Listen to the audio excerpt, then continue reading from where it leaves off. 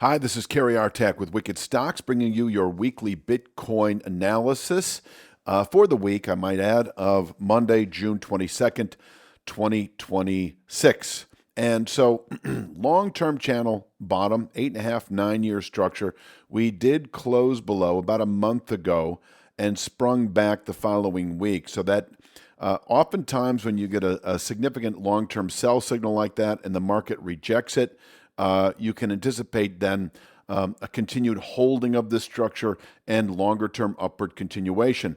But it's been very quiet. Well, last week we had a spike high. I'm going to get to the kind of, we're going to zoom in here in just a minute. But before I leave this chart, I do want to say that if we do fall back and close not only below 63,209, but at this point I'm adding the low settlement price from a month ago of 61,629. So if we fall away and settle this week, Friday, below 61,629, in other words, at a new low settlement price post all-time high that was put out last October, I do see the market then, the bias does shift back into the bearish column. And within 2 or 3 months or sooner, this pullback low of 49,363. And I still think there's a case to be made for longer term bearish continuation into the mid to upper 10,000 region, this old high low area.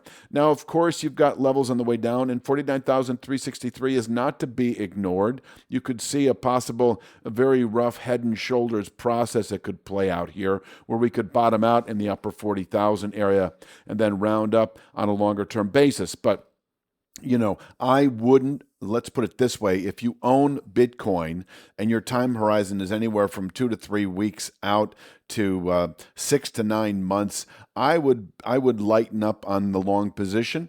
And if there's a way for you to play the short side, any of the ETFs or any of the out of the money puts in those ETFs, you may do so. I do see a bearish framework evolving as we move through July and August with a settlement this week below 61,629. Until then, holding above 63,209 does hold open very clearly the possibility of longer term upward continuation. And by that, I mean over the next 2 to 3 months, into the 82,357 region.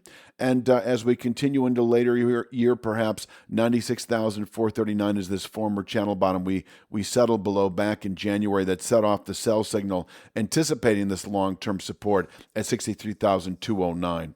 So I do think 82,357, the low 80,000 area, is going to be a serious test for Bitcoin as we move through the rest of the year. We could top out here on a quarterly basis and fall away again and find ourselves in a congestive framework that could play out between the low 60,000 and low 80,000 area for months to come.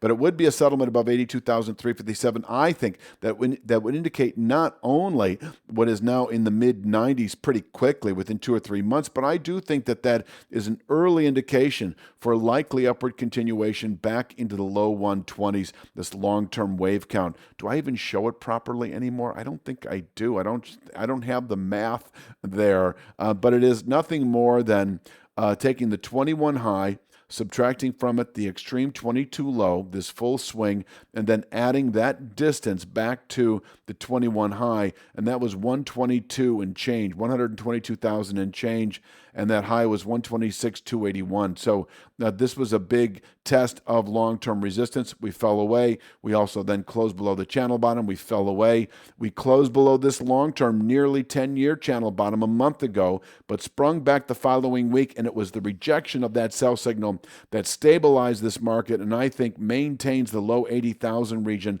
as a likely 2 to 3 month target, provided we continue holding 63,209. Now let's zoom in that chart.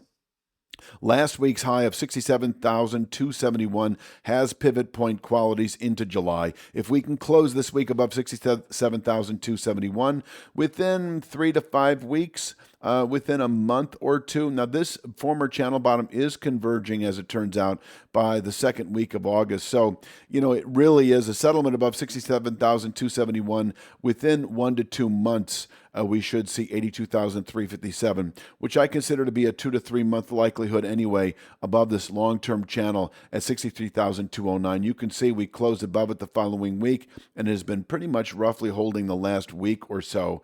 And this week, we already have activity going on. So let's cover the downside one more time. And I just want to mention that if we close not only below 63,209, but also below the low settlement price that was put out 4 weeks ago at 61,629, that we enter a sell signal that should yield the upper 40,000 area within a couple of months, 2-3 months.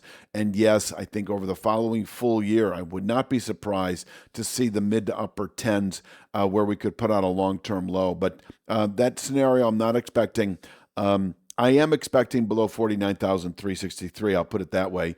But I do think it's should not be discounted as a longer-term possibility with a settlement this week below 61,629. Until then, I think the framework is constructive as we move now through the third quarter, 82,357 likely over the next few months. Now, I am going to leave it at that for this week's Bitcoin analysis. You have a great week.